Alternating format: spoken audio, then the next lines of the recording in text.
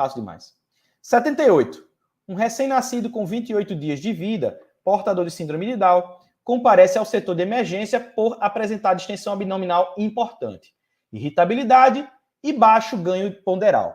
O teste do pezinho não apresentou alterações. Segundo a mãe, alimenta-se com leite materno exclusivo e desde o nascimento evacuou 2 vezes.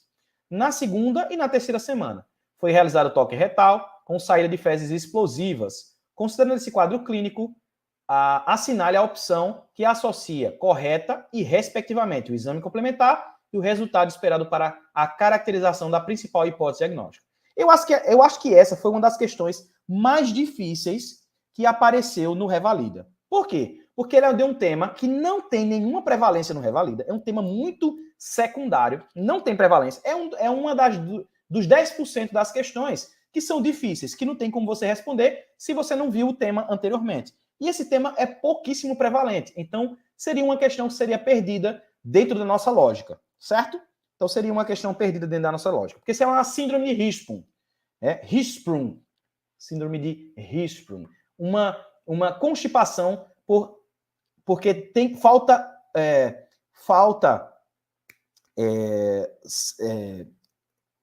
falta inervação característica ali que vai gerar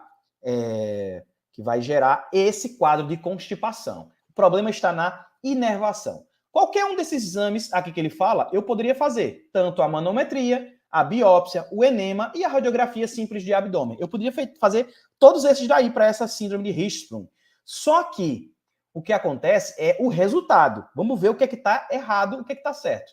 Então, a manometria anorretal, relaxamento do esfíncter anal interno. Não, eu não teria relaxamento. Pelo contrário, ele era contraído, não relaxado. Então, por isso, a letra A, ela está errada. Está errada porque o resultado do exame não seria isso, não seria relaxamento do esfíncter anal interno. Estaria aumentado o tônus, não relaxado.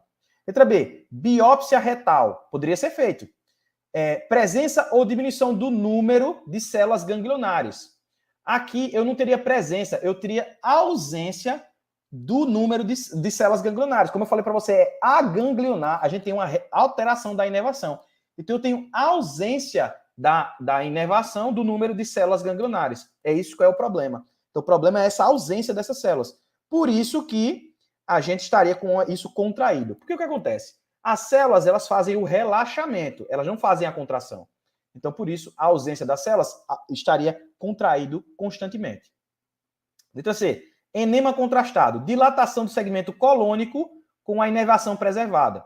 Então, veja aí, ó. Eu não tenho a inervação preservada. Aqui tá certo. Certo, agora eu entendi. Dilatação do segmento colônico com inervação preservada. Tá certo. Aí agora eu entendi. Por que eu vou ter dilatação do segmento colônico? Porque lá na parte, no final, eu tenho a inervação está alterada. Eu tenho ausência das células ganglionares. Então, eu tenho uma região aganglionar, certo? A região antes desse final teria inervação preservada. E ele dilataria. Por quê? Porque faria tanta força para vencer a barreira, que aconteceria uma dilatação dessa região. Exatamente. O enema contrastado vai mostrar dilatação do segmento colônico com a inervação preservada. É isso que vai fazer.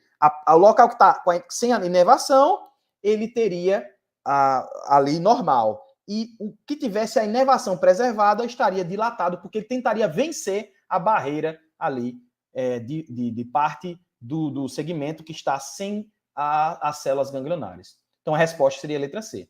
Letra D. Radiografia simples de abdômen, o calibre do reto maior que o segmento colônico. Não, é o contrário. A gente teria o segmento colônico de maior calibre, como ele falou na letra C, porque tem dilatação, né? Dilatação desse segmento colônico. O segmento colônico, ele está dilatado em relação ao reto. Então, letra D está errado. A resposta certa é a letra C. Então, resumindo, a gente tem o reto que está reduzido, o segmento, né? Ali está sem gânglios no reto. Então, como não tem gânglios, ele fica contraído constantemente. A parte anterior, né? Anterior ao reto, o cólon anterior ao reto, vai fazer muita força para poder empurrar as fezes para o reto. Como ele não consegue, ele se dilata, fica dilatado. O colo, ele tem inervação adequada. O reto não tem inervação adequada. É por isso que as fezes têm dificuldade de passar e gera constipação. Então, como é que eu vou saber que é a síndrome de Hirschsprung?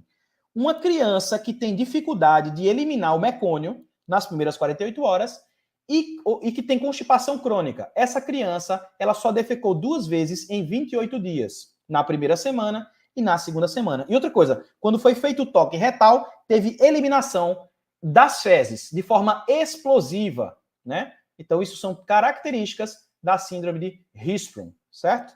Por isso que a resposta é a letra C, 78. Letra C, fácil. Fácil não, né? Essa aí foi difícil. Tema pouco prevalente. Mas tudo bem, está dentro da minha margem de perguntas que são aí os 85 a 90% de questões fáceis e 10% de questões impossíveis dentro da nossa lógica, né? Essa era uma dos 10%.